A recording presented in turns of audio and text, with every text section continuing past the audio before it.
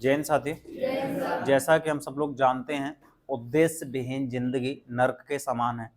और वही स्थिति है जब हम कोई टारगेट सेट नहीं करते हैं जिंदगी में। जब तक हम कोई गोल सेट नहीं करेंगे तो फिर हमें पता ही नहीं चलेगा कि हम कर क्या रहे हैं।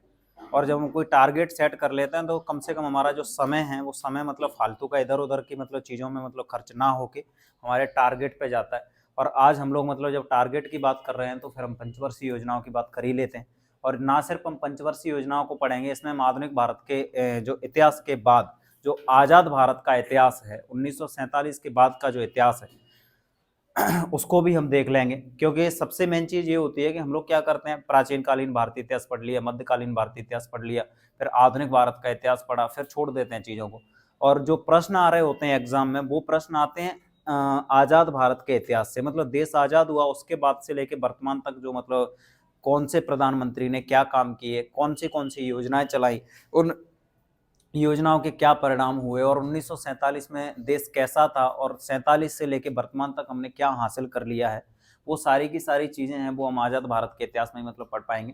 पहले हम लोग पंचवर्षीय योजनाएं पढ़ लेते हैं, और पंचवर्षीय योजनाओं के बीच बीच में हम आज़ाद भारत के इतिहास को लेके जो जितनी भी जो चीज़ें, और ये जो पंचवर्षीय योजनाएं हैं ये भी तो मतलब आज़ाद भारत के इतिहास की कहानी है ना सारा का सारा। चलो पढ़ते हैं चीज़ों को। अगर हम डायरेक्टली सिर्फ पंचवर्षीय योजनाएं पढ़ते ना तो वो बहुत समय नहीं लगता, उसको कम समय में हम कर सकते थे मतलब। लेकिन आज हम चाह रहे हैं कि आज़ाद भारत का इतिहास भी साथ में हो जाए तो सोने पे सुहागा जैसा कुछ हो जाएगा मामला। चलो देखते। तो पहले ही लिखा हुआ है पंचवर्षीय योजनाएं मतलब 5 वर्ष के लिए योजना तैयार करना, और 5 वर्ष के लिए योजना मतलब 5 साल में क्या क्या टारगेट सेट किए और क्या हासिल हुआ वो हम देखते हैं। योजना आयोग की स्थापना हुई थी 15 मार्च 1950 को, और इसका कार्य जो है वो है पंचवर्षीय योजना तैयार करना। और योजना आयोग के अध्यक्ष होते हैं वो कौन होते हैं, प्रधानमंत्री होते हैं। उस समय पे प्रधानमंत्री जो भी होंगे, तो उस समय प्रधानमंत्री कौन थे, जवाहरलाल नेहरू। तो जवाहरलाल नेहरू अध्यक्ष हो गए इसके, ठीक है। ये नहीं कि अब योजना आयोग है तो उसके अध्यक्ष मतलब जवाहरलाल नेहरू रहने वाले, ठीक है। आगे जब पंचवर्षीय योजना में मतलब जो प्रधानमंत्री उस समय पे होंगे सिटिंग पीएम वही मतलब होंगे, ठीक। और उस समय पे जो पहला वाला बना हुआ था उस समय पे उपाध्यक्ष कौन बने थे, गुलजारी लाल नंदा, ठीक है। अब देखो योजना आयोग की जगह पे अब बन गया नीति आयोग 2015 में। आप लोगों को पता होगा 2014 में मतलब बीजेपी की सरकार आई और नरेंद्र मोदी जी मतलब क्या बोले, कल्कि के अवतार हैं और विष्णु के अवतार है, मतलब कल्कि अवतार। तो वो तो चेंज तो करनी है चीजें अपने अपने हिसाब से, तो चेंज कर दिया, और चेंज करके मतलब क्या कर दिया भाई, नीति आयोग बना दिया है। तो योजना आयोग का नाम बदल के 2015 में नीति आयोग कर दिया, ठीक है। यह एक थिंक टैंक है, अध्यक्ष पीएम ही रहने हैं, उपाध्यक्ष मतलब वर्तमान में सुमन बेरी है। मुख्यालय कहाँ पे है, नई दिल्ली में। ये प्रश्न ऑब्जेक्टिव टाइप्स मतलब आए तो आसानी से लगा लेना, कोई दिक्कत नहीं है। लेकिन आप लोगों को एक चीज और याद रखनी है, जब योजना आयोग को याद रख रहे हो तो ये जो पंचवर्षीय योजना तैयार करने का काम है वो योजना आयोग का है। लेकिन 1951 में जब पहली पंचवर्षीय योजना शुरू हुई तो 1952 में बना एनडीसी। क्या, एनडीसी ये क्या है, नेशनल डेवलपमेंट काउंसिल। क्या है, नेशनल डेवलपमेंट काउंसिल, राष्ट्रीय विकास परिषद। और राष्ट्रीय विकास परिषद का काम क्या था, ये एक तरीके से इसका समीक्षा करने वाला निकाय है, और ना तो योजना आयोग का और ना एनडीसी का इसका संविधान में कोई जिक्र नहीं है। तो ये भाई जरूर याद रख लेना कि कहीं पेपर में प्रश्न आ जाए कि मतलब भाई संविधान ये संवैधानिक निकाय है क्या, ये संवैधानिक निकाय नहीं है, गैर संवैधानिक निकाय है, ठीक है भाई, जरूर याद रख लेना। तो संविधान में इनका उल्लेख नहीं है, ना तो एनडीसी का और ना योजना आयोग का और ना ही नीति आयोग का। एकदम क्लियर है, तो यहां तक चीजें क्लियर। आगे बढ़े हम लोग, अब देखते हैं हम पहली पंचवर्षीय योजना। और पहली पंचवर्षीय योजना है, इसका जो समय है वो है 1951 से 1956 तक, मतलब 5 वर्ष के लिए योजना बनी है। और आप लोगों को अच्छे से पता हुआ है कि 1947 में जब देश आजाद हुआ था उस समय की स्थितियां बहुत खराब थी। उस समय पे चाहे तो हम जीवन प्रत्याशा दर की बात करें वो बहुत कम हुआ करती थी, 40-45 वर्ष, मतलब 50 वर्ष मैक्सिमम। दूसरी बात मतलब उस समय पे जो हमारे पास जो कृषि की जो व्यवस्था थी वो बहुत बुरी स्थिति में मतलब चल रही थी। ऐसी स्थिति थी हमारी कि मतलब क्या बोलते हैं, हमें खाद्यान्न भी दूसरे दूसरे देशों से मतलब लेना पड़ रहा था, ये स्थिति थी। तो जब पहली पंचवर्षीय योजना बनी तो वही वाली बात है भाई के दो इंसान खड़े हुए हैं। एक इंसान मतलब ऐसा है कि इसका पेट भरा हुआ है, तो भरे पेट वाला व्यक्ति सोचेगा कुछ ना कुछ कि मैं गाड़ी खरीद लूं, मैं प्लेन खरीद लूं, मैं ये करूं, मैं वो करूं। लेकिन जो इंसान भूखा है तो उस इंसान के माइंड में ना तो गाड़ी आएगी, ना बंगले आएंगे, ना कुछ आएगा। उसके माइंड में सबसे पहले चीज ये आएगी कि पेट कैसे भरा जाए। तो पहली पंचवर्षीय जो योजना थी, वो पहली पंचवर्षीय योजना में हम चाह रहे थे कि हमारे देश के जो लोग हैं उन तक कम से कम मतलब जो खाद्यान्न की चीजें हैं वो मतलब उनको मुहैया कराई जाए, लोग भूख से ना मरे, लोग मतलब भूखमरी से ना मरे। तो उसके लिए सबसे पहले उद्देश्य डिसाइड किया गया, और उद्देश्य क्या था? कृषि को प्राथमिकता दी गई प्रथम पंचवर्षीय योजना में। और प्रथम पंचवर्षीय योजना का जो मॉडल है वो तैयार किया था हेराल्ड ने। तो हेराल्ड डॉमर मॉडल पर आधारित ये पंचवर्षीय योजना है। किस पे?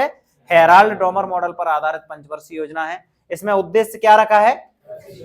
कृषि। 1952 में इसके तहत हमने एक जो कार्यक्रम चलाया, वो कार्यक्रम कौन सा? सामुदायिक विकास कार्यक्रम। क्या है ये? सामुदायिक विकास कार्यक्रम। और सामुदायिक विकास कार्यक्रम के तहत हम लोगों ने मतलब एक तरीके से ये इसको तुम पीडीएस सिस्टम जैसा मतलब कुछ मतलब मान लो, एक गेहूं, चावल आवल ये जो मतलब मिलते हैं उस हिसाब से वो चीजें, ठीक है। लघु एवं कुटीर उद्योगों को बढ़ावा और महात्मा गांधी के विचारों को ध्यान में रख के, ये लघु मतलब कौन से? छोटे और मध्यम लेवल के जो मतलब उद्योग धंधे होते हैं, जो गांव में मतलब तुमने हथकरघा उद्योग जिसको मतलब बोलते हैं एक तरीके से, जो मतलब छोटे लेवल पे घरों में ही आराम से मतलब भाई क्या बना लिए, मान लो चटाई बना दी, या फिर मतलब कुछ सिलाई करके कुछ मतलब कर दिया, जो छोटे छोटे जो उद्योग होते हैं वो मतलब उनको बढ़ावा दिया गया।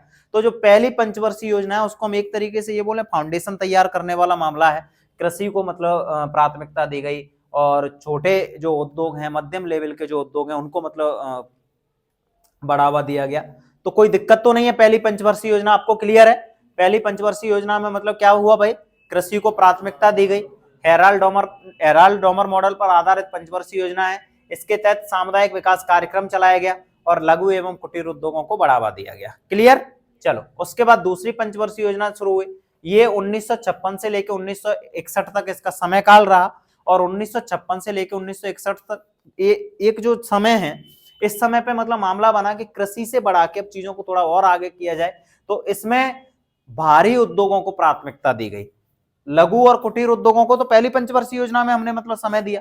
तो अब ये जो मतलब मामला है योजना कि चलो उद्योग लगाते हैं, फैक्ट्री लगाते हैं बड़ी बड़ी, तो इसके तहत राउरकला इस्पात उद्योग है, दुर्गापुर इस्पात उद्योग है, ये भिलाई इस्पात उद्योग है, ये भारी इंडस्ट्री है, इनको मतलब लगाया गया। और ये बहुत इंपॉर्टेंट है, इनसे प्रश्न भी आता है कि भिलाई इस्पात उद्योग जो छत्तीसगढ़ में है वो किस देश की सहायता से लगाया गया? तो ये रूस की सहायता से लगाया गया। किसकी सहायता से? रूस की सहायता से। जो राउरकला इस्पात उद्योग उड़ीसा में, उसको जर्मनी की सहायता से मतलब लगाया गया। ये डायरेक्ट प्रश्न आते हैं भाई पेपर में, है ना। ये दुर्गापुर जो पश्चिम बंगाल में उद्योग है, इस्पात उद्योग, इसको किसकी सहायता से लगाया गया? ब्रिटेन की सहायता। समय काल भी पूछा जाए तो जो भिलाई है उसको 1955 में, राउरकला है उसको 1959 में, और ये जो दुर्गापुर है उसको 1959 में ही लगाया गया। ये जरूर याद रख लेना। इसी के तहत 1956 में एलआईसी की स्थापना की गई। और आप लोग बोलते हो कि मतलब जो एलआईसी है, जीवन बीमा वाला जो मतलब मामला है, तो ये जो जीवन बीमा वाला मतलब भाई जरूरी है ये चीजें, तो आप समझ रहे हो, उद्योग को मतलब समर्पित कर दिया गया ये वाला समय। प्रथम पंचवर्षीय योजना की मेन चीज आप लोगों ने देखी, कृषि को मतलब प्राथमिकता दी गई, सामुदायिक विकास कार्यक्रम चलाया गया, लघु और कुटीर उद्योगों को मतलब बढ़ावा दिया गया। दूसरी पंचवर्षीय योजना है वो पीसी मालनोबिस मॉडल पर आधारित है, और इसमें मतलब भारी इस्पात उद्योगों को स्थापित किया गया, और ये कृषि और ये उद्योग। अब ये जो तीसरी पंचवर्षीय योजनाएं हैं, तो तीसरी पंचवर्षीय योजना मतलब ये 3 लोगों के द्वारा मॉडल मतलब तैयार किया गया था। इसको सैंडी और चक्रवर्ती और महालनोबिस मॉडल पे आधारित थी ये योजना। और इस योजना में बोला कि चलो दोनों चीजों को मतलब साथ लेके चलते हैं, कृषि और उद्योग दोनों चीजों को साथ लेके चलते हैं। लेकिन स्थिति क्या है, इसका समय देखो आप, 1961 से लेके 1966 तक। लेकिन आप लोगों को पता हुआ है, बहुत अच्छे तरीके से पता हुआ है कि 1962 में भारत और चीन युद्ध हो गया था, तो स्थिति गड़बड़ हो गई। फिर उसके बाद 1965 में फिर भारत पाकिस्तान युद्ध हो गया। फिर उसके बाद 1966 में यहां पे अकाल पड़ गया। समझो आप, हम बोल रहे थे कि पहले कृषि मतलब मैनेज हुई, फिर ये यहाँ पे हमने उद्योगों को मैनेज किया और सोच रहे थे कि तीसरी पंचवर्षीय योजना में तो भाई एकदम से ग्रोथ होगी बहुत तगड़ी, लेकिन उल्टा हो गया। और ये जो पंचवर्षीय योजना बनी, तीसरी पंचवर्षीय योजना, ये विफल हो गई बहुत बुरी तरीके से। और ये विफल क्यों हुई? क्योंकि इस समय पे जो परिस्थितियां थी वो परिस्थितियां ऐसी क्रिएट हुई। 1962 में भारत चीन युद्ध, 1965 में भारत पाकिस्तान युद्ध, 1966 में लगातार सूखा पड़ जाना, और ये स्थिति थी। तो ये पंचवर्षीय योजना फेल कर गई। फिर भी हमने कुछ काम किए इस पंचवर्षीय योजना के अंतर्गत, जैसे भारत का पहला म्यूचुअल फंड मतलब तो यूटीआई है, इसको मतलब स्थापित किया गया। आईडीबीआई बैंक की स्थापना हुई 1964 में, इसको भी जरूर याद रख लेना। और एशिया का पहला ईपीजेड एक्सपोर्ट प्रमोशन जोन है गुजरात के कांडला में स्थापित किया गया 1965 में, इसको मतलब जरूर याद रख लेना भाई, ठीक है। क्योंकि ये योजना असफल रही, तो असफलता के इसके जो कारण है वो क्या है? 1962 का भारत चीन युद्ध, 1965 का भारत पाकिस्तान युद्ध, 1966 में क्या हुआ? भीषण अकाल पड़ गया। और इस अकाल की वजह से मतलब स्थितियां ऐसी हो गई कि इसके बाद मतलब बोला कि अब क्या किया जाए। तो बोला गया कि मतलब भाई जब खाने के लिए नहीं रहेंगी चीजें तो फिर भाई इतना ज्यादा क्यों उद्योग या पंचवर्षीय योजनाएं मतलब मत बनाओ, अभी कुछ समय के लिए क्या कर दो, योजनाओं का अवकाश करते हैं। और योजनाओं का अवकाश करने के बाद मतलब स्थितियां क्रिएट हुई, और वो स्थिति हुई कि 1966 से लेके और 1969 तक एक एक वर्ष की योजनाएं बनाई गई और शॉर्ट टर्म टारगेट लिए गए। और उसके तहत मतलब भारत में हरित क्रांति की शुरुआत हुई। और हरित क्रांति का जो दौर है, इससे प्रश्न पेपर में बहुत पूछे जाते हैं कि हरित क्रांति के भारत में जनक कौन है? एम एस स्वामीनाथन है। विश्व में हरित क्रांति के जनक पूछे जाते हैं तो कौन है? नॉर्मन बोरलॉग हैं, ये अमेरिका के हैं, ठीक है।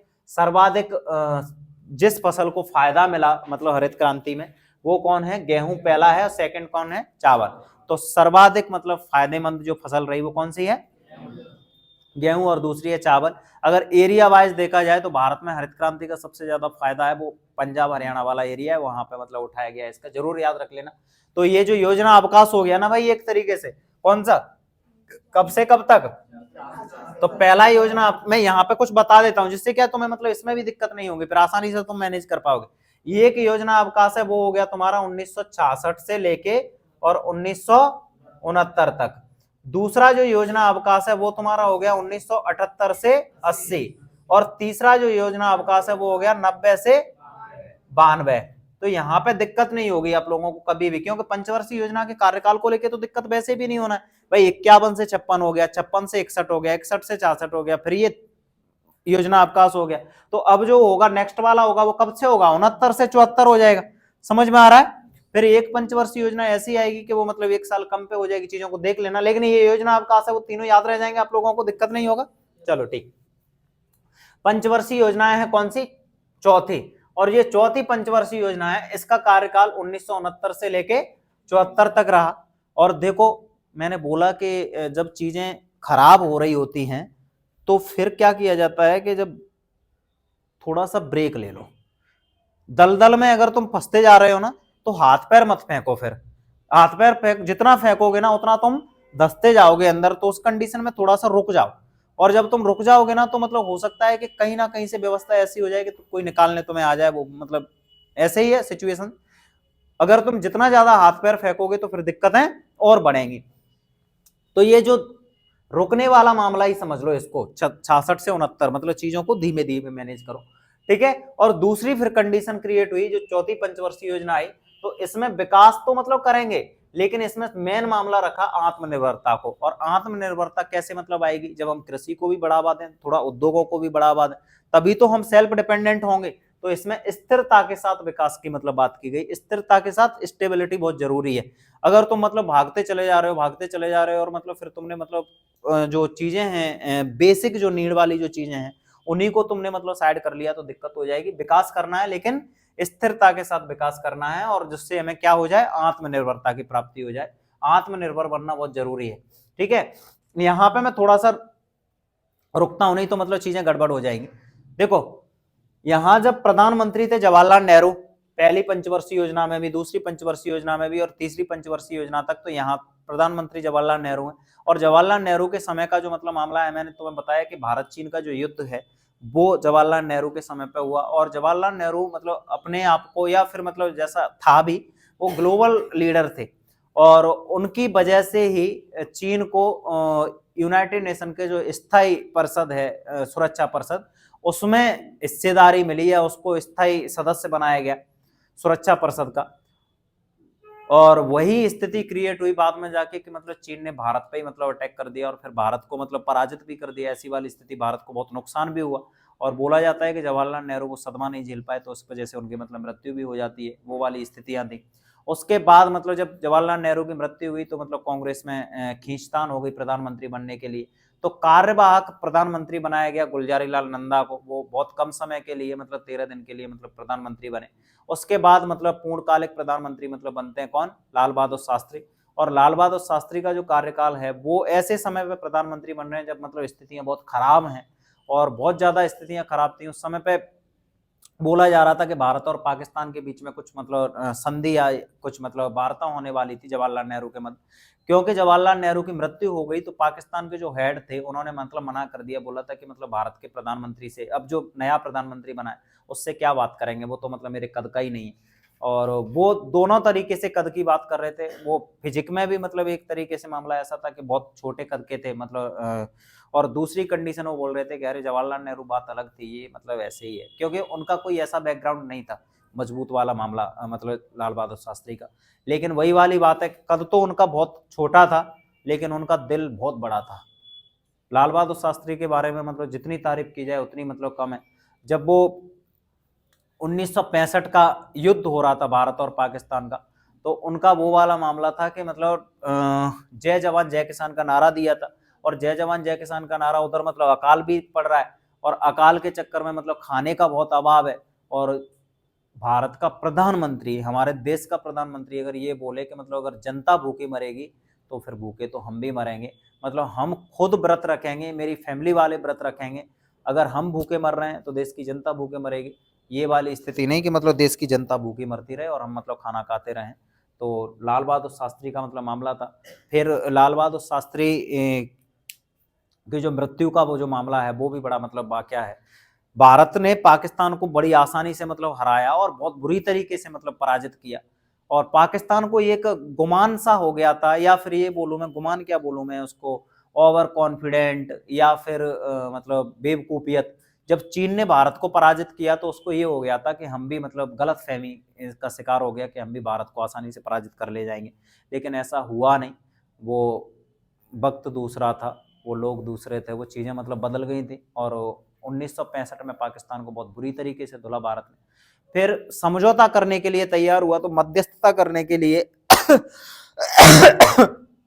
आगे रूस आया और रूस मध्यस्थता कर रहा था भारत और पाकिस्तान के मध्य में। ताशकंद में ये समझौता होना था और ये समझौता हुआ भी। लेकिन वहीं पे बोला जाता है कि लाल बहादुर शास्त्री को अटैक आ गया। लेकिन इस बात को बहुत कम लोग मानते हैं। लोग बोलते हैं कि ये ऐसा हो ही नहीं सकता, ये बहुत बचकानी बात है। उन्हें मारा गया साजिश के तहत। और सबसे बड़ी बात यह है कि उनके ऊपर मतलब कोई इंक्वायरी नहीं बैठी, कोई अच्छी कोई रिपोर्ट आज तक ऐसी प्रस्तुत नहीं हुई है जिस वजह से बोल दिया जाए कि हाँ क्लियर ये चीज़ें हैं। जो भी है हो गया वो हो गया। पर मतलब उसके बाद फिर खींचतान मतलब चली। उनके बाद फिर प्रधानमंत्री कार्यवाहक गुलजारी लाल नंदा को फिर बनाया गया और फिर पूर्णकालिक प्रधानमंत्री बनती हैं इंदिरा गांधी। तो इंदिरा गांधी प्रधानमंत्री बन गई जवाहरलाल और लाल बहादुर शास्त्री के बाद पूर्णकालिक। तो अब देखते हैं हम ये जो चौथी पंचवर्षीय योजना है, इस समय पे प्रधानमंत्री कौन है? इंदिरा गांधी। कौन है भाई? इंदिरा गांधी प्रधानमंत्री हैं। और इसी समय 1969 में 14 निजी बैंकों का राष्ट्रीयकरण किया गया। राष्ट्रीयकरण मतलब जो प्राइवेट बैंक थी उन बैंकों को क्या कर दिया गया? सरकारी बना दिया गया। और ये बहुत इंपॉर्टेंट मतलब मामला है। 1969 में ये 14 बैंकों का मतलब क्या किया गया भाई? राष्ट्रीयकरण किया गया। 1970 में ऑपरेशन फ्लड की शुरुआत हुई। इसके जो जनक हैं मतलब दुग्ध क्रांति, क्या? दुग्ध क्रांति। और इसके जनक हैं डॉक्टर वर्गीज कुरियन। ये बहुत पेपर में मतलब पूछा गया है और आप लोग क्लियर याद रखना। और इसी समय पे अवैध कारोबार, विदेशी मुद्रा का जो अवैध कारोबार होता था उसको रोकने के लिए 1973 में पहली बार एक्सपोर्ट पॉलिसी मतलब बनाई गई भाई। और 1972 में जीआईसी की मतलब स्थापना हुई। ये वाली कौन सी योजनाओं का मतलब मामला है? चौथी पंचवर्षीय योजना से संबंधित ये मामला है। इंदिरा गांधी के बारे में मैं यहाँ पर फिर थोड़ी सी मतलब मुझे बात करनी पड़ेगी, क्योंकि हम पंचवर्षीय योजनाओं के साथ साथ में हम किसको देख रहे हैं? आजाद भारत के इतिहास को देख रहे हैं। ये समय देखो 1969 से 1974 का। इंदिरा गांधी के बारे में बोला जाता है कि इंदिरा गांधी को पहले गूंगी गुड़िया के रूप में मतलब जाना जाता था। बोला जाता था कि ये तो सिर्फ नाम मात्र का मामला रहेगा, ये जो मतलब मंत्री अंतरी रहेंगे वही सारे के सारे लोग अपने हिसाब से चीज़ों को मैनेज करेंगे, लेकिन ऐसा हुआ नहीं। इंदिरा गांधी गूंगी गुड़िया में से कब मतलब आयरन लेडी बन गई ये पता ही नहीं चला लोगों को। और इंदिरा गांधी के बारे में बोला जाता है कि इतनी मतलब दबंग मतलब महिला थी कि लगता था कि ये वन मैन आर्मी है, और एक तरीके से मतलब सरकार में बाकी जो मंत्री हैं वो तो बस हैं, मंत्री हैं। रियल में देखा जाए तो मतलब एक इंसान है जिसकी वजह से मतलब पूरी की पूरी सरकार चलती है। और उन्होंने मतलब राष्ट्रपति को राष्ट्रपति की बात हो तो मतलब बोला कि अगर कैबिनेट ने कोई प्रस्ताव पास किया हुआ है तो उस पर सिग्नेचर करने के लिए मतलब बाध्य है राष्ट्रपति, ये मतलब संविधान में लिखवा दिया। और दूसरी वाली स्थिति है वो उससे भी भयानक थी। सुप्रीम कोर्ट में जो मुख्य न्यायाधीश जिनका नंबर है क्रम से, उस व्यक्ति को हटा के सेकंड और थर्ड नंबर के व्यक्ति को मतलब चीफ जस्टिस ऑफ इंडिया बनाया, वो इंदिरा गांधी का मतलब मामला था। और यहाँ पे ये चीजें मतलब खत्म नहीं होती हैं, समय इसी के बीच में एक समय आ जाता है और वो समय है 1971 का। कौन सा? 1971 का। आप लोगों को पता होगा 1947 में जब देश का बंटवारा हुआ तो भारत और पाकिस्तान दो देश उभर के आए, और उनमें से पाकिस्तान जो देश बना उस पाकिस्तान देश में वर्तमान बांग्लादेश का जो एरिया है वो पाकिस्तान का हिस्सा बन गया था, और पाकिस्तान का हिस्सा था। लेकिन उसके साथ ज्यादती हुई, उस देश को या उस प्रांत को, जो पाकिस्तान का ही मतलब प्रांत हुआ करता था बांग्लादेश, उस प्रांत के लोगों के साथ दोयम दर्जे का व्यवहार होता था। उनको उस तरीके से नहीं रखा जाता था जैसे कि वो जो पाकिस्तान, जो वर्तमान पाकिस्तान है, इस एरिया में रहने वाले लोगों के साथ व्यवहार होता था। इस वजह से वो लोग चाहते थे कि हमें इससे अलग होना है पाकिस्तान से। और ये स्थिति निर्मित तब और ज्यादा हो गई जब मतलब शेख मुजीबुर रहमान ने मतलब आंदोलन टाइप का मतलब चला दिया, विद्रोह मतलब करना शुरू हो गया। और इस विद्रोह का भांडा फोड़ा मतलब पाकिस्तान ने भारत के ऊपर कि भारत ये काम करवाना है। और भारत की एक पॉलिसी रही है कि मतलब तुम हमें छेड़ो मत, हम कुछ नहीं करने वाले।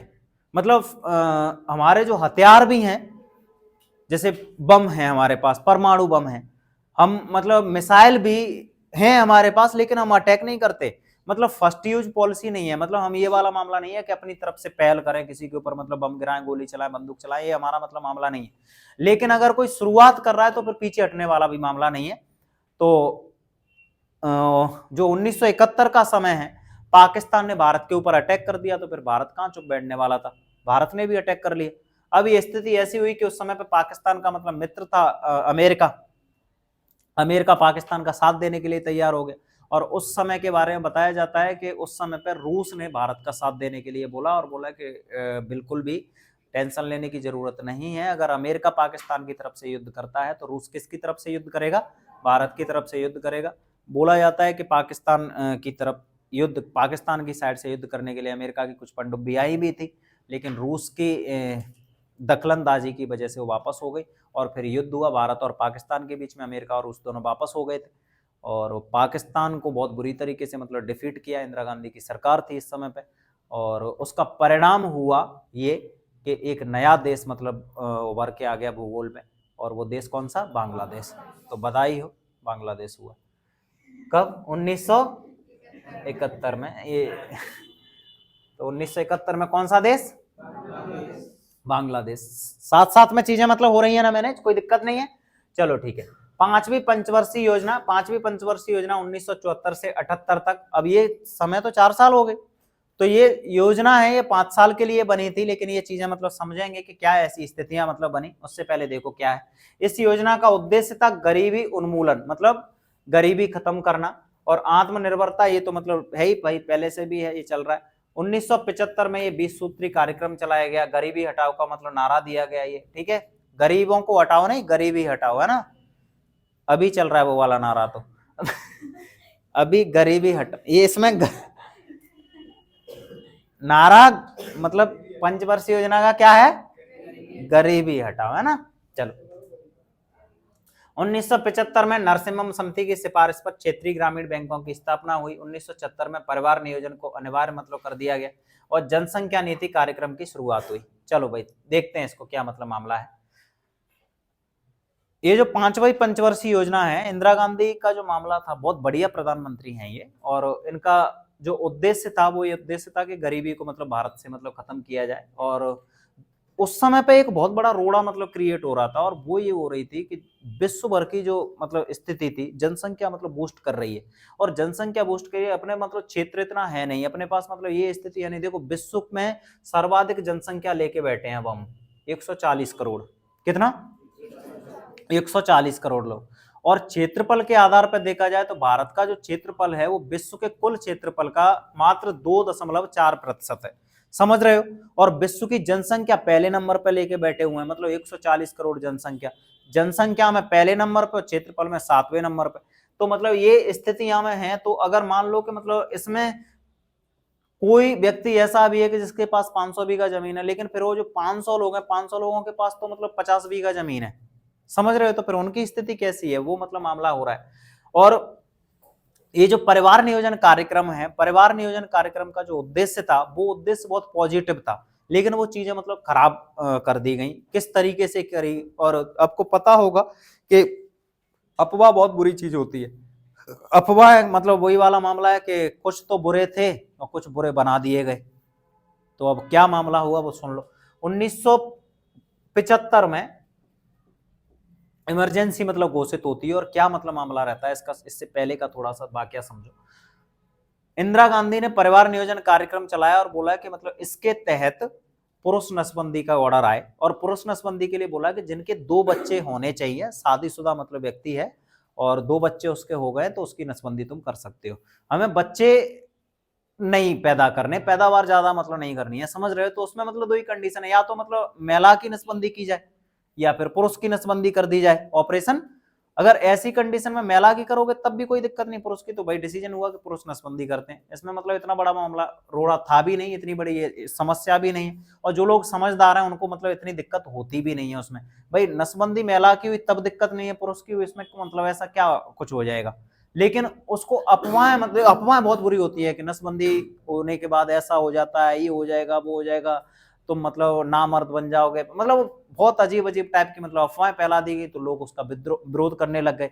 और दूसरी कंडीशन ये भी हुई कि उस समय पे जो कलेक्टर्स हुआ करते थे, उनको, सीईओ है उनको, पंचायत सचिव उनको, या फिर एक तरीके से ग्राम लेवल तक वो चीजें फैला दी गई और बोला कि अगर तुम लोग इस टास्क को पूरा नहीं करोगे तो तुम्हें सैलरी नहीं मिलेगी। अब ऐसी स्थिति में उन लोगों ने टास्क पूरे करने के चक्कर में कुछ ऐसी घटनाएं हो गई थी कि जहां पे किसी की शादी नहीं हुई उसकी नसबंदी करा दी गई, या फिर किसी की शादी हो गई उसके बच्चे नहीं हुए उसकी नसबंदी करा दी गई। और आपको पता होगा कि अगर ऐसी स्थिति में गांव में से एक भी ऐसी घटना घट जाएगी तो पूरे के पूरे गांव में विद्रोह मतलब तैयार हो जाएगा, और पूरा का पूरा गांव है वो मतलब विरोध में मतलब खड़ा हो जाएगा। और अगर उस विरोध को लीड करने वाले या हवा देने वाले लोग तगड़े मिल जाए तो फिर मतलब मामला और चेंज हो सकता है। बोला जाता है कि इंदिरा गांधी के जो एक बेटे थे संजय गांधी, संजय गांधी को बोला जाता है कि बहुत क्रूर आदमी थे, बड़ा खतरनाक मतलब मामला था उनका, जो डिसीजन ले लिया वो ले लिया, ऐसे करके मामला था। और इंदिरा गांधी के सारे डिसीजंस भी मतलब संजय गांधी ही लेते थे, ऐसा कुछ मतलब मामला था।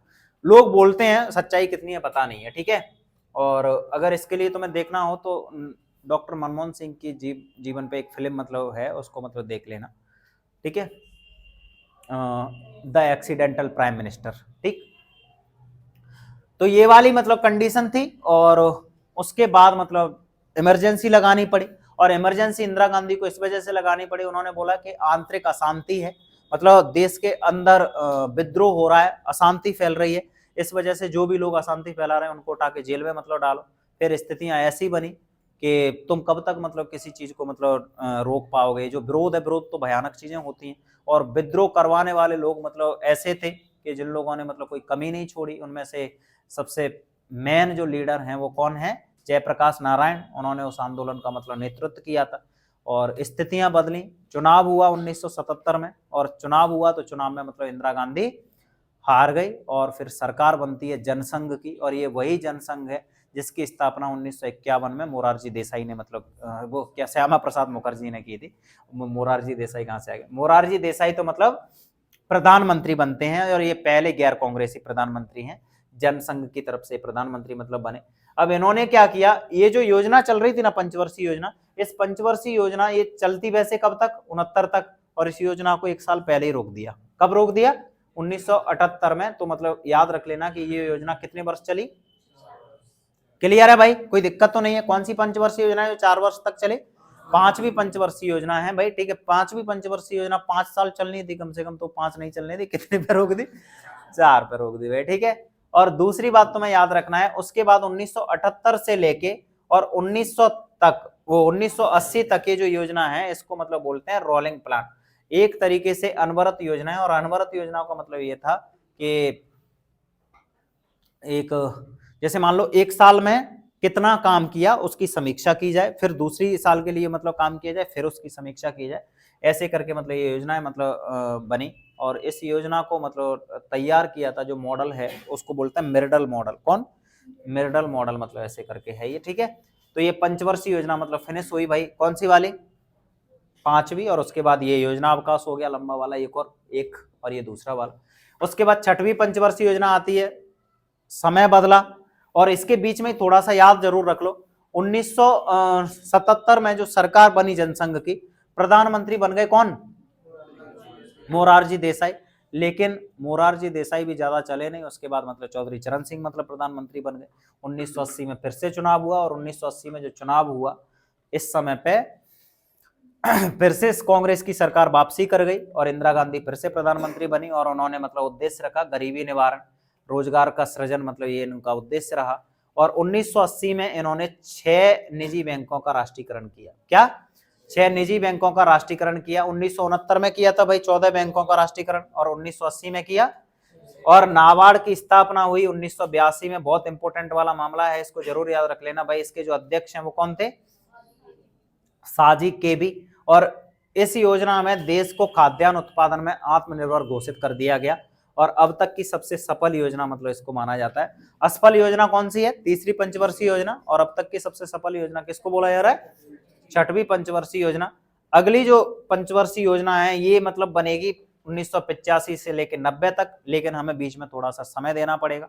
और समय जैसे ही देंगे तो मतलब बहुत सारी घटनाएं हैं जो मतलब याद आ जाएंगी। और जैसे ही 1980 में इंदिरा गांधी की सरकार वापसी करती है और एक स्थिति क्रिएट होती है, उसी समय से 80 से, वैसे स्थिति तो पहले से ही क्रिएट हो रही थी वो, लेकिन 1980 के बाद से एक स्थिति क्रिएट होती है कि पंजाब में एक मूवमेंट तैयार होता है, और वो मूवमेंट है खालिस्तानी मूवमेंट। कौन सा? खालिस्तानी मूवमेंट। एक व्यक्ति हैं जनरल सिंह भिंडरेवाला, और उनके नेतृत्व में एक अभियान टाइप का चलाया जाता है, और बोलते हैं कि देखो आधा पंजाब है, या ये बोला जाए कि सिखों को तोड़ा गया है, आधे पाकिस्तान में डाल दिए गए, आधे हिंदुस्तान में डाल दिए गए, और सिखों की एक अलग से कंट्री होनी चाहिए और उसका नाम होना चाहिए खालिस्तान। मतलब एक अलग से देश बनाने की, सेपरेट मतलब कंट्री की मतलब ये बात कर रहे हैं। और ये मूवमेंट देखो, कोई भी मूवमेंट होता है वो धीमे धीमे मतलब वो चीजें बहुत पहले से चल रही होती हैं, ऐसा नहीं होता है कि एकदम से। 1984 तक आते आते ये चीजें बहुत ज्यादा मतलब हो गई थी, और वो लोग मतलब आतंक का माहौल क्रिएट करने लग गए थे। और वो जब लिमिट से ज्यादा चीजें मतलब लिमिट क्रॉस होती हैं कोई भी चीजें, तो फिर दिक्कत होने लग जाती है। और इंदिरा गांधी ने उसको खत्म करने के लिए एक आईपीएस के नेतृत्व में एक सेना की टुकड़ी भेजी, और उस सेना की टुकड़ी ने जनरल सिंह भिंडरेवाला को अमृतसर में मतलब जो गोल्डन टेम्पल है वहां पर जाके मतलब ढेर किया, उसको भी, उसके साथियों को भी। लेकिन उससे हुआ ये कि जो सिख समुदाय था, सिख समुदाय में इंदिरा गांधी के खिलाफ मतलब रोष पैदा हुआ। और उस समय पर राष्ट्रपति हुआ करते थे ज्ञानी जैल सिंह, वो खुद मतलब सिख थे। उनमें भी मतलब इंदिरा गांधी के खिलाफ मतलब ऐसी कंडीशन क्रिएट हुई कि मतलब ये ठीक नहीं है, या जो भी मतलब चीजें। और सौभाग्य की बात ये थी, लोगों में ये नहीं था कि मतलब जनरल सिंह भिंडरेवाला मतलब खत्म हुआ या उसके साथ वाले खत्म हुए। उससे ज्यादा रोष ये था कि हमारे धार्मिक स्थल पे गोलियां नहीं चलवानी चाहिए थी। जो भी करना था बाहर वाली होती, वो चीजें होती, वो अलग बात थी। लेकिन इन्होंने मतलब धार्मिक स्थल में मतलब ये जो ऑपरेशन किया हुआ, ये चीजें ठीक नहीं है। और उसका परिणाम भी फिर कुछ ऐसा निकला कि जो इंदिरा गांधी के अंगरक्षक थे, बॉडीगार्ड थे, वो सिख थे और उन्होंने इंदिरा गांधी की मतलब हत्या कर दी और 1984 में इंदिरा गांधी की मतलब मृत्यु हो जाती है। और एक और भी उससे भी बड़ी मतलब जो घटना हो गई थी, वो घटना ये थी कि उसका जो लड़का था संजय गांधी, वो प्लेन क्रैश में मतलब उनसे पहले मतलब एक्सपायर हो गया था। तो बचा जो लड़का बचा हुआ, वो लड़का कौन बचा? राजीव गांधी मतलब बचा। तो राजीव गांधी का मतलब मामला था, तो राजीव गांधी आए, वो मतलब बाहर थे, फिर वो आके भारत के प्रधानमंत्री बनते हैं 1985 में और बहुत बम्पर मतलब सीट आती है इनके समय पे, 400 प्लस मतलब मामला है जो निकाला वो राजीव गांधी के समय पे ही निकला, आज तक फिर कभी नहीं निकला वो समय। ठीक है, तो 5वीं पंचवर्षीय योजना का समय काल है वो कब से कब तक है? 1985 से 1990 तक है। इसमें तीव्र विकास को, आधुनिकीकरण को, सामाजिक विकास मतलब आत्मनिर्भरता की प्राप्ति, ये उद्देश्य रखे गए। और ये जो मतलब एक तरीके से आधुनिकीकरण का मतलब मामला है, तो जो कंप्यूटरीकृत मतलब जो मामला है, डिजिटलाइजेशन का जो दौर है, वो मतलब राजीव गांधी ने मतलब शुरू किया, ये जो समय है। ठीक है, और मिलियन बेस स्कीम, 10 लाख कुएं बनवाने की जो योजना है, और इंदिरा आवास योजना की शुरुआत है वो इन्हीं के समय पे मतलब हुई। और 1986 में पहली बार मानव विकास संसाधन की अवधारणा मतलब लागू की गई। एक तरीके से जो मानव संसाधन है, ह्यूमन, एक तरीके से इसको हम ह्यूमन रिसोर्स, अगर इसको हम, मानव संसाधन बहुत बड़ी चीज होती है, अगर इसको स्किल दी जाए, कोई युवा, आज विश्व का सबसे युवा देश है भारत, और यहाँ के युवा मतलब गेम में या फिर समझ रहे हो ना, मतलब नशे में, उसमें मतलब डले हुए हैं एक तरीके से चूर होके। अगर इनके पास मतलब कोई अच्छा स्किल होता या इनको कोई काम अच्छा सा मतलब दे दिया जाता, तो ये लोग मतलब जरूर बहुत ज्यादा मतलब कुछ ना कुछ तो बेहतर करते। क्योंकि वही वाली प्लानिंग, फिर वही स्टार्टिंग में हमें जाना पड़ेगा कि मतलब उद्देश्य बिन जिंदगी नर्क के समान है, वही वाली स्थिति है। क्योंकि युवाओं के पास कोई उद्देश्य नहीं है, गवर्नमेंट मतलब एक तरीके से दिशा विहीन, वो वाली स्थितियां मतलब चल रही हैं। बोलना तो पड़ेगा ही है, उसमें क्या है। ठीक है, युवाओं की जिस हिसाब से मतलब हालत है। तो इंदिरा आवास योजना या यहाँ ये जो 1986 में कौन सा मानव विकास संसाधन की मतलब अवधारणा लाई गई, मानव को मतलब स्किल्ड किया जाए, अच्छी कौशल दिया जाए इन्हें, मानव को मतलब संसाधन समझा जाए। ये चीजें ऐसी नहीं है, इनको अगर अच्छे से अगर मतलब काम दिया गया, रोजगार दिया गया, इनको मतलब किसी काम में संलिप्त किया गया, तो मतलब जरूर आगे के लिए ये मतलब काम कर देंगे और बढ़िया चीजें चली होंगी। फिर स्थितियां मतलब बहुत क्रिएट हो गई और 1990 से 1992 तक फिर से क्या करना पड़ा, योजना अवकाश लगाना पड़ा। और योजना अवकाश मतलब लगाने की जो स्थितियां थी, वो यहाँ पे समय था राजनीतिक अस्थिरता का। और ये जो राजनीतिक अस्थिरता का जो मामला हुआ, वो मामला ये हुआ कि इस समय पे मतलब प्रधानमंत्री चेंज हुए लगातार लगातार। और मामला क्या हुआ, यहाँ पे बीपी सिंह मतलब प्रधानमंत्री बने, और बीपी सिंह मतलब प्रधानमंत्री बने। फिर आगे चल के मतलब मामला बनता है कि वो चीज़ें मतलब फिर भी नहीं ज़्यादा चीज़ें देर तक चल पाई, और आगे चल के फिर 1991 में जाके फिर कांग्रेस की सरकार बनती है।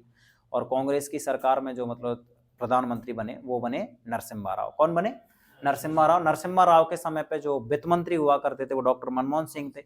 और 1951 में बोला जाता है कि 1990 से लेके जो 92, क्या हुआ, क्या हुआ, 51, अच्छा निकल गया। तो जो 1991 का जो समय है, 1990 से जो 92 का जो क्या मामला हुआ, यहाँ पे क्या हो रहा है, राजनीतिक अस्थिरता। और यहाँ जो योजना अवकाश का जो फिर समय आया, कंडीशन क्रिएट ये हुई कि वित्तीय आपातकाल जैसी स्थिति क्रिएट हो गई थी।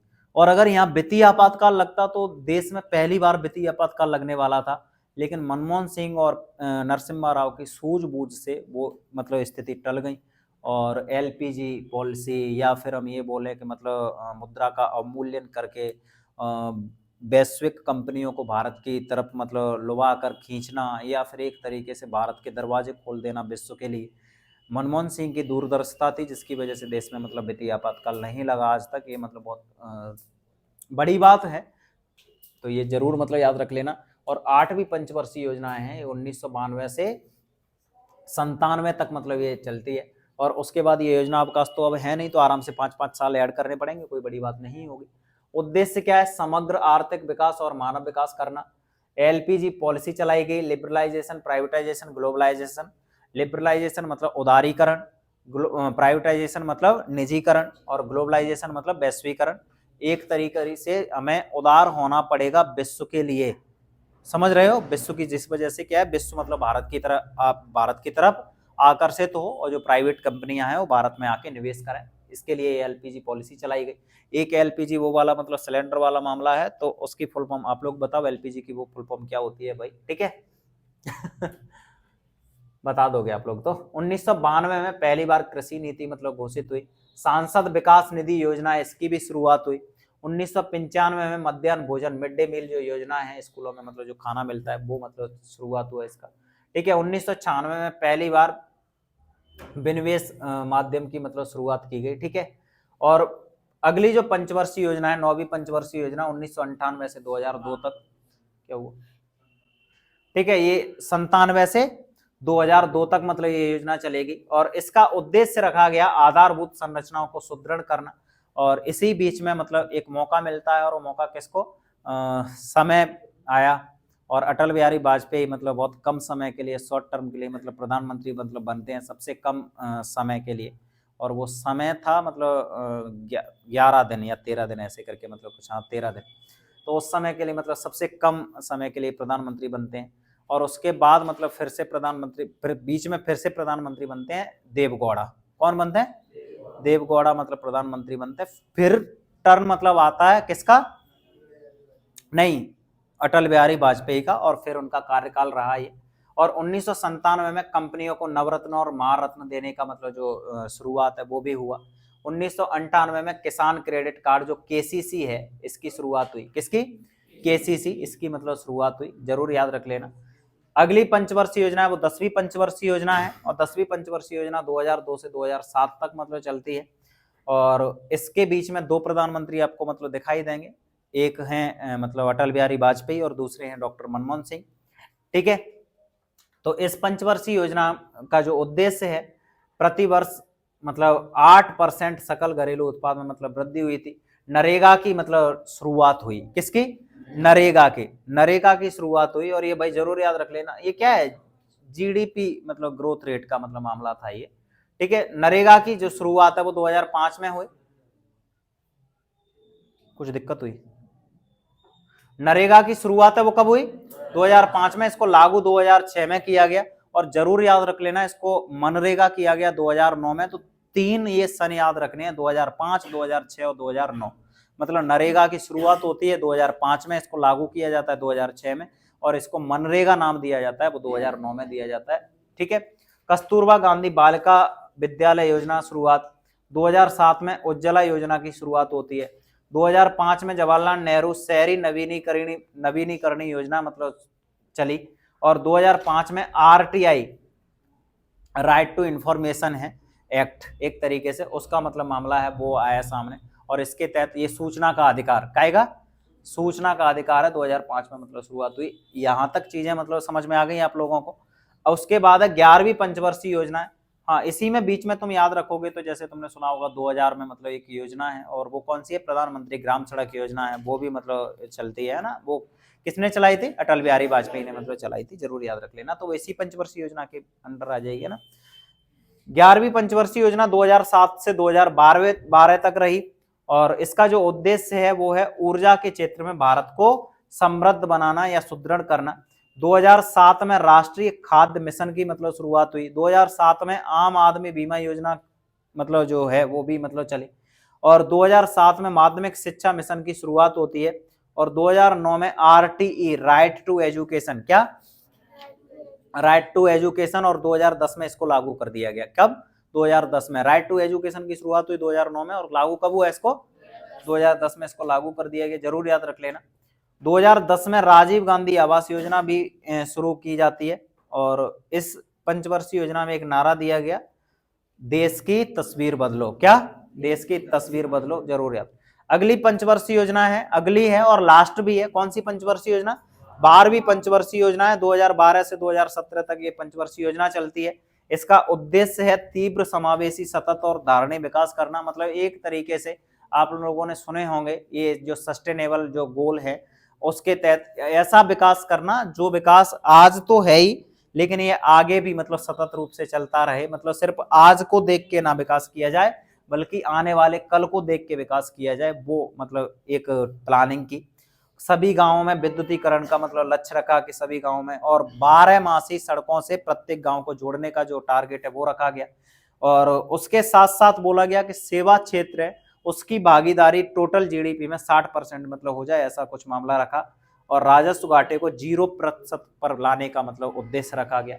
ये 12वीं पंचवर्षीय योजना थी। इसका समय काल 2012 से 2017 तक मतलब चलना था, लेकिन इसको भी मतलब रोक दिया गया। और वो चीजें मतलब इस वजह से हुई क्योंकि आप लोगों को पता हुआ है, मैंने बोला कि योजना आयोग की जगह पे 2015 में क्या बना दिया गया, नीति आयोग बना दिया गया।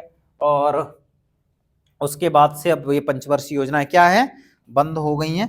और मैंने बोल ही दिया आप लोगों को, उद्देश्य विहीन जिंदगी अंधेर नगरी चौपट राजा टका शेर भाजी टका शेर खाजा। ठीक है, मैं किसी के बारे में नहीं बोल रहा, मतलब सब बढ़िया चल रहा है। तो उसके बाद मतलब जो मामला है, मैं तुमसे बोल रहा था एनडीसी। एनडीसी को सुपर कैबिनेट भी मतलब बोला जाता है एक तरीके से, क्योंकि वो इस पंचवर्षीय योजनाओं की मतलब समीक्षा करने वाला मामला हुआ करता था एनडीसी का, नेशनल डेवलपमेंट काउंसिल। यहां तक चीजें समझ में आ गई आप लोगों को एकदम क्लियर, कैसे कैसे राजनीतिक घटनाक्रम हुए कुछ। देखो मैं पूरा बताता तो फिर कंडीशन ऐसी होती कि वीडियो में फिर मतलब 10 घंटे की बनानी पड़ती। जितना शॉर्ट तरीके से जो चीजें मतलब मैं बता सकता था वो आप लोगों को बता दिए। और उसके बाद मामला होता है तुम्हारा 2014 का समय है, बीजेपी की सरकार आती है, विष्णु के 10वें अवतार कल की अवतार मतलब प्रधानमंत्री बनते हैं नरेंद्र दामोदर दास मोदी जी। तो फिर उसके बाद से जो स्थितियां हैं, कौन सी योजना चली, क्या क्या काम हुए, अब उस समय से तो आप लोग देख ही रहे हैं तो कोई दिक्कत होगी ही नहीं। 2014 में योजना कौन सी चली हैं, प्रधानमंत्री जन धन योजना। ठीक है, प्रधानमंत्री सबके घर में मतलब जन धन दे प्रत्येक जन को धन देना चाह रहे हैं 2014 के बाद से। और 2014 में स्वच्छ भारत, तो एकदम स्वच्छ बन चुका है भारत पूरी तरीके से। ठीक, और 2014 में मेक इन इंडिया कार्यक्रम चलाया गया, मतलब हमें देश में ही बनाना है सारी की सारी चीजों को, मेक इन इंडिया, इंडिया में ही बनाओ। ठीक है, पेंसिल से एक मतलब पेन से लेके सुई से लेके और जहाज तक मतलब सब कुछ कहाँ बनाना है, भारत में ही बनाना है। हाँ वैसे लाने बाहर से ही है, फाइटर राइटर मतलब वो अलग बात है, पर बनाने घर में ही है। ठीक, बेटी बचाओ बेटी पढ़ाओ,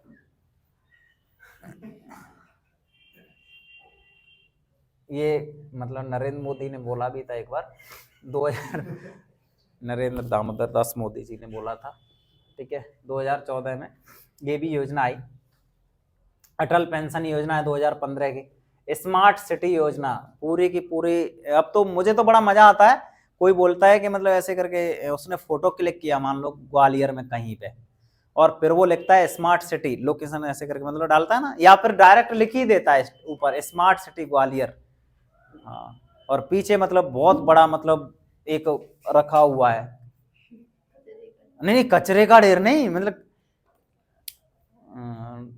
कुछ रखा होगा गुलदस्ते रखे होंगे तो स्मार्ट सिटी योजना मतलब पीएम आवास योजना 2015, प्रधानमंत्री Awas Yojana, digital India programme 2015 में, stand up India 2016, Namami Gange, Ganga मैया पूरी तरीके से स्वच्छ है, यमुना भी स्वच्छ, सारे कुआरी भी स्वच्छ है हमारे। ठीक है, मतलब बाग बंडा ये भी स्वच्छ कर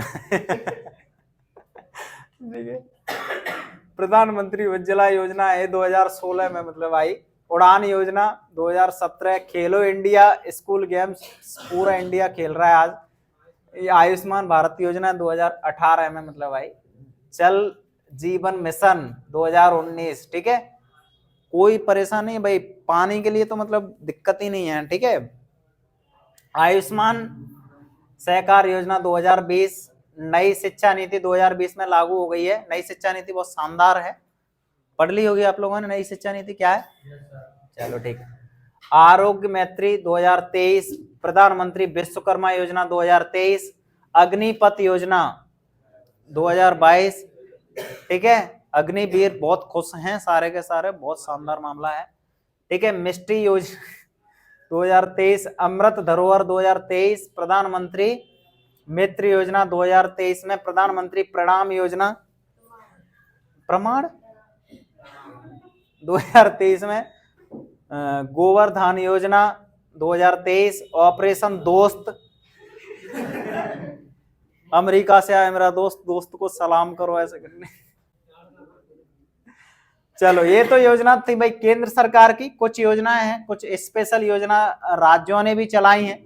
मध्य प्रदेश ने चलाई भाई लाडली बहन योजना, चल रही है। कितने कितने पैसे मिलते हैं लाडली बहन योजना बता लोगे आप लोग आराम, ठीक है। और कितनी बहन मतलब लाडली बहन योजना से वंचित रह गई हैं वो भी मतलब बता ही देना। नंबर आ रहा है कि नहीं आ रहा है वो भी बता देना, ठीक है। और महाराष्ट्र ने इसी तर्ज पे योजना चलाई है लाडला भाई योजना। ये महाराष्ट्र भाई हमारे लिए भी कुछ सोचो, मुख्यमंत्री से हम भी मतलब बोल रहे हैं कि लाडली बहन बहन क्यों, लाडले भाई भी बना ही लो यार, है ना, कैसे भी करके। तो ये लाडला भाई योजना मतलब महाराष्ट्र ने मतलब चलाई। लखपति बेदेव योजना ये असम ने चलाई है। नमोश्री लक्ष्मी योजना ये गुजरात ने चलाई। भाई गुजरात में तो है भी मतलब धन की भरमार है। लक्ष्मी योजना। रामलला दर्शन योजना छत्तीसगढ़ ने, बहुत बढ़िया। युवा निधि योजना कर्नाटक ने चलाई और सीएम विश्वकर्मा पेंशन योजना राजस्थान ने चलाई। तो ये कुछ योजनाएं, इनके बारे में आप लोग मतलब जरूर ज्यादा डिटेल में तो मत जाना, बस इतना सा कर लेना कि भाई कौन सी योजना कब चली है और इनका उद्देश्य क्या है, इनका लक्ष्य क्या है। और किसी को भाई मतलब बुरा लगा हो तो मैं कोई माफी तो मांगता नहीं हूँ, बस मैं ऐसे ही बोल रहा हूँ कि बच्चों को क्या याद कराने के लिए मतलब बोलना पड़ता है ये सब चीज़ें। बाकी तो बढ़िया सरकार चल रही है, हमारे देश के प्रधानमंत्री हैं। और जय श्री राम, हर हर